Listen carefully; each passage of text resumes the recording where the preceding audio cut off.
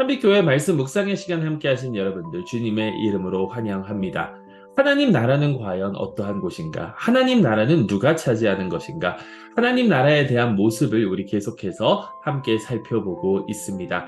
특히 요즘에는 모세의 그 이야기를 통해서 이스라엘이 출애굽하는 그 장면을 통해서 하나님 나라에 대해서 성경은 무엇이라고 말하고 있는지 우리 함께 살펴보고 있는데요. 지난 2주 동안 저희는 하나님께서 모세를 택하시고 모세를 불러서 이스라엘 자손을 바로의 손으로부터 애굽으로부터 그 종살이로부터 자유케 하시고자 하는 그 내용을 함께 살펴보았습니다. 하나님께서 이스라엘 자손들의 그 부르짖음을 들으시면서 아브라함과 이삭과 야곱의 그 언약을 기억하시고 이스라엘 자손을 구원하시려고자 마음을 먹으셨는데 그때에 하나님께서 모세라는 그 사람을 통해서 모세를 부르셔서 이제 이 구원을 이루시고자 하는 거죠. 모세가 이제 바로의 앞으로 나아갑니다. 바로의 앞으로 나아가서 우리의 백성을 보내달라. 하나님께 가서 경배할 수 있도록 보내달라. 라고 했었을 때에 바로는 그 말을 듣지 않습니다. 자, 그랬을 때에 하나님께서 10가지 재앙을 내리시죠.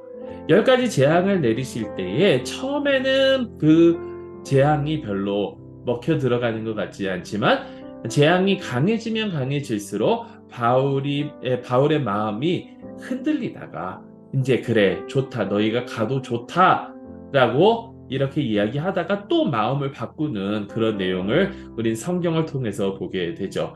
그럴 때마다 성경이 이야기하는 것이 있습니다. 그 이야기하는 것이 무엇이냐면 하나님께서 바로의 마음을 완강하게 하사 완팍하게 하사. 아니 바로는 어떻게 보면 보내려고 했는데 하나님께서 그의 마음을 움직이셔서 안 보내게 이렇게 하신 것인가? 우리 혹 잘못하면 그렇게 생각할 수 있는데요. 그것은 어떻게 보면 하나님께서 그 은혜의 손을 바로에게서 거두셔서 바로 네 마음대로 지금 행해라. 그냥 내버려 두시는 그러한 장면임을 우리는 깨달아야 됩니다. 여러분, 우리의 삶에 보면 하나님의 은혜가 우리를 붙들고 있습니다. 만약에 하나님께서 당신의 그 은혜의 손을 우리에게서 거두신다면 우리는 지금보다도 훨씬 더 많이 죄를 짓고 하나님을 배반하면서 살 것입니다. 그런데 하나님께서는 긍휼이 넘치셔서 우리가 더 이상 죄를 짓지 않도록 그 한계를 두신다라는 거죠. 자, 바로에게 그러한 하나님의 은혜의 손길이 있었는데 하나님께서는 이제 그 은혜의 손길을 거두시면서 바로야 네 마음대로 해봐. 네 마음대로 이스라엘에게 대해봐. 이스라엘을 보내도 좋고 안 보내도 좋다. 야, 이제 이렇게 됐었을 때에 바로는 그 마음이 강팍하게 돼서 이스라엘을 보내지 않게 되었다라는 것입니다. 자, 그럴 때에 이제 바로가 이스라엘을 보내게 된 그 결정적인 사건이 있죠. 그것이 무엇이냐면 바로 10번째 재앙입니다. 10번째 재앙. 자, 모든 재앙은 1번부터 9번까지 그 모든 재앙은 하나님께서 애굽이 이집트가 섬기고 있던 숭배하던 그들이 이 우상으로 삼고 있던 그 신들을 그 우상들을 하나하나씩 심판하시는 겁니다.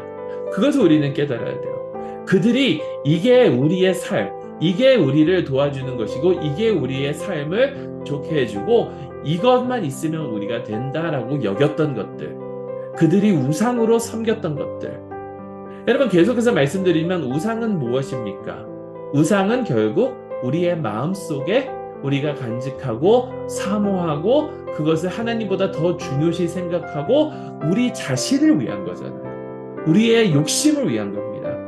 자, 이러한 우상들을 하나하나 심판하시는데 이제 마지막 10번째 그 우상, 10번째 우상이 무엇이냐면 자기의 아들, 자기의 첫째 자손, 자식들, 그것을 사람만 그런 것이 아니라 짐승에 처음 난 것도 하나님께서 치시면서 그들을 무너뜨리시는 것이죠.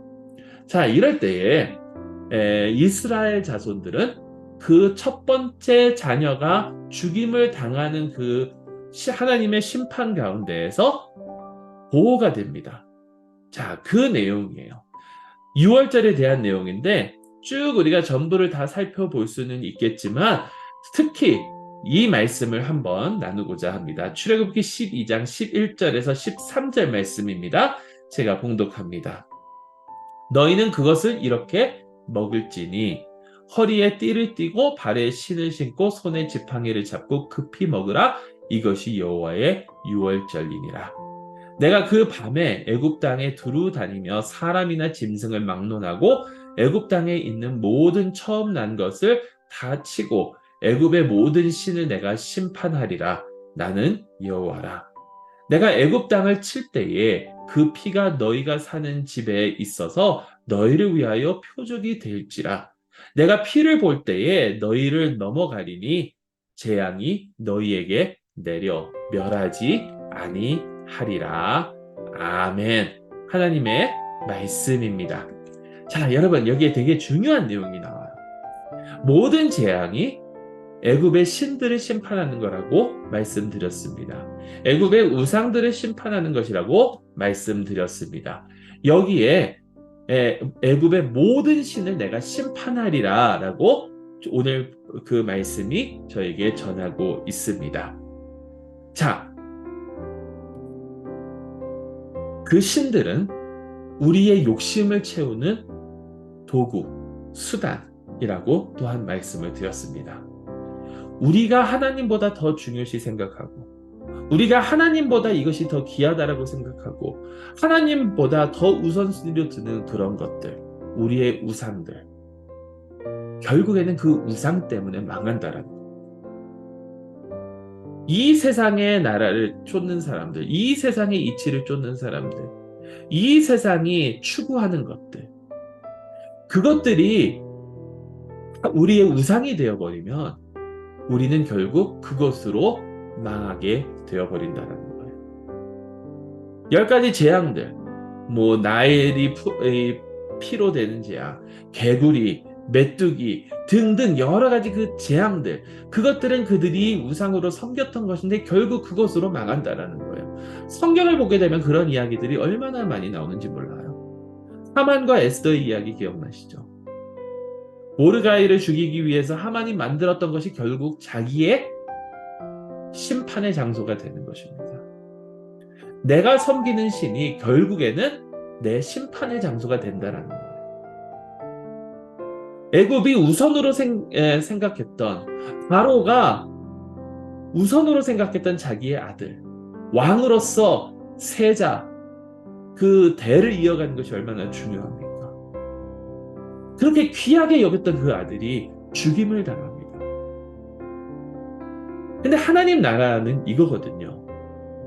하나님 나라의 그 은혜는 이건데 그것이 무엇이냐면 내가 원하는 것, 내가 추구하는 그 우상들로 인해서 내가 벌을 받아야 되는데 6월절, 영어로는 패스오버죠. 넘어갔다라는 이야기입니다. 나의 그 심판이 나에게 임하지 않고 내가 마땅히 받아야 될 그 심판이 나에게 임하지 않고 넘어갔다라는 거예요. 왜? 문설주에 있는 피를 보고. 여러분 이것이 무엇이냐면 누군가가 나를 대신해서 그 심판을 받았다라는 이야기입니다. 심판을 받았기 때문에 넘어갔다라는 거예요. 여기에서는 그 양이, 그 짐승이 피를 흘렸기 때문에 넘어갔습니다. 우리의 삶입니다.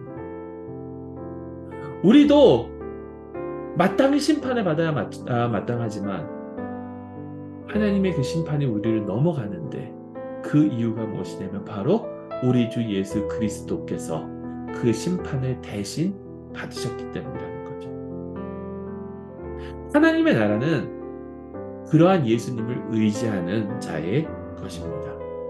내가 열심히 해서, 내가 열심히 살아서, 내가 무언가 이뤄서 하나님 나라의 백성이 되는 것이 아니라 나의 심판을 대신 받으신 예수 그리스도를 의지하고 그의 보혈로 말미암아, 그의 피로 말미암아 하나님께서 그 피를 보시고 나를 향한 그 하나님의 심판이 넘어가는 것.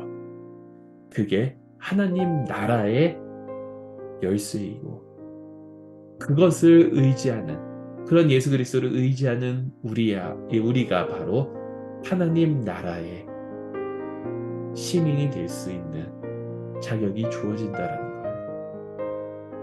우리가 하는 것이 없습니다. 우리가 내세울 것이 없습니다. 우리가 바로보다 더 잘나서요? 우리가 다른 그런 사람보다 더 의로워서요? 아니요. 우리는 예수 그리스도의 의를 의지하기 때문에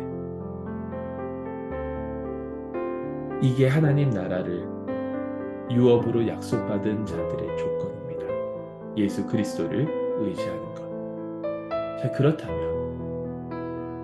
나를 위해 대신 주님께서 그 하나님의 심판을 받으셨는데 나는 과연 어떻게 살아야 할까요?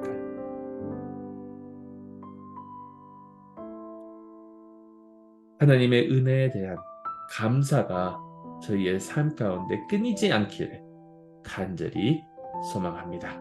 우리 말씀을 기억하시면서 잠시 몇 가지 질문 묵상하도록 하겠습니다. 먼저 우리의 삶 속에서 우리가 무너뜨려야 하는 그 우상은 과연 무엇입니까? 두 번째 질문입니다. 우리가 하나님 나라를 유업으로 받은 이유를 생각해 보십시오. 그 우상 때문에 심판을 받아야 마땅한데 왜 내가 심판을 받지 않는지 한번 생각해 보십시오. 그렇다면 그 이유가 우리의 삶 속에서 나와야 하는 어떠한 반응으로 이어집니까? 그것 때문에 우리의 삶은 어떻게 반응해야 됩니까? 하나님의 은혜가 우리 가운데 늘 충만하기를 간절히 소망합니다.